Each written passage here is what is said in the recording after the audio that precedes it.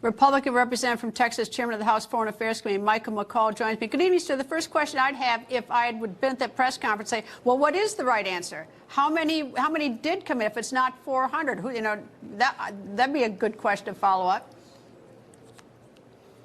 Well, of course. I mean, the fact is, ISIS-K smuggled 400 individuals into the United States.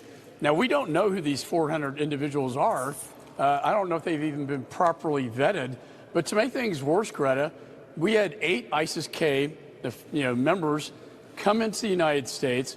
They were captured, detained, and then released into our society. They've now been picked up since then because they're obviously affiliated with ISIS. But how dangerous is this policy? You know, when I chaired the Homeland Security Committee, we were always worried about the southern border. We knew they had the intent to exploit it. But it never happened. We never saw this until now. Under this administration, with this wide open border, it's very dangerous. You know, I don't think anyone watching the videotape or the live reports the past, couple of years of all the people coming across the border and knowing how they're greeted at the border and how they're processed and released in the U.S. I don't think there's anyone out there who doesn't think that ISIS has come through the border. I mean, what do you do when someone comes to the border? Are you with ISIS-K or not? No, I'm not with them. Okay, you're in. Now, that goes back to the vetting. This would never have happened under the prior administration because we had policies to secure the border, but we also vetted these individuals, and we would have metrics and we would have biometrics on them to determine whether or not they're associated with Al-Qaeda or ISIS. And guess where they came from? This is the icing on the cake. When Afghanistan imploded, remember Bagram Air Base? They released all the prisons. Thousands of ISIS-K prisoners escaped. And that's precisely where this ISIS affiliate that smuggled the 400 in, and also the 8 that were involved in a conspiracy that I can't get into right now, they came from Tajikistan, which is just north of Afghanistan, made it all the way to our southern border and into the United States. Well, it's absurd. And maybe, I've had the advantage to go down to Colombia to the staging ground for the Darien Gap about a year ago. And people are there from Afghanistan, Somalia, China, Venezuela. They're there from all over the world, and they're all making their way up to the country. So, up to the United States. It's absurd to think that people didn't come in when our border's a sieve. Great point about the Darien Gap. For your viewers who don't know what that is, that's the southern border of Panama. It's a very treacherous country, but it's where the migrants go through. The new president of Panama, and I've spoken to him, he wants to shut down his southern border.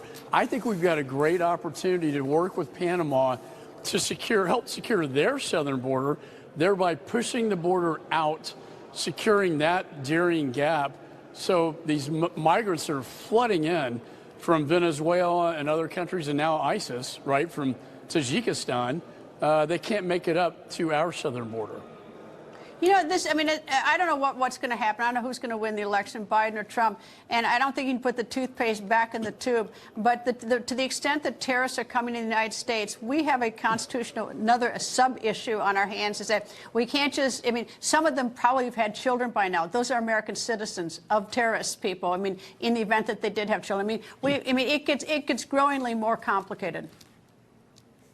Or what if they got married to an individual, an American, and that raises a lot of constitutional issues. Look, the bottom line is we've had about 7 million released into our society and 2.5 million gotaways. You're getting close to 10 million people that we don't know anything about, right? And one thing I know is true. Terrorists have gotten in now. There's a criminal enterprise in this country. We've seen the rapes of these young girls and the killings taking place, and also the fentanyls that have come in to kill the younger generation. A lot of this stems from the reason I wanted to impeach Secretary Mayorkas. He sent a memo to his agent saying, hey, if they're an aggravated felon, you don't have to take that into account in terms of detention. Well, the statute says shall detain aggravated felons. He disregarded that and let them all into the United States.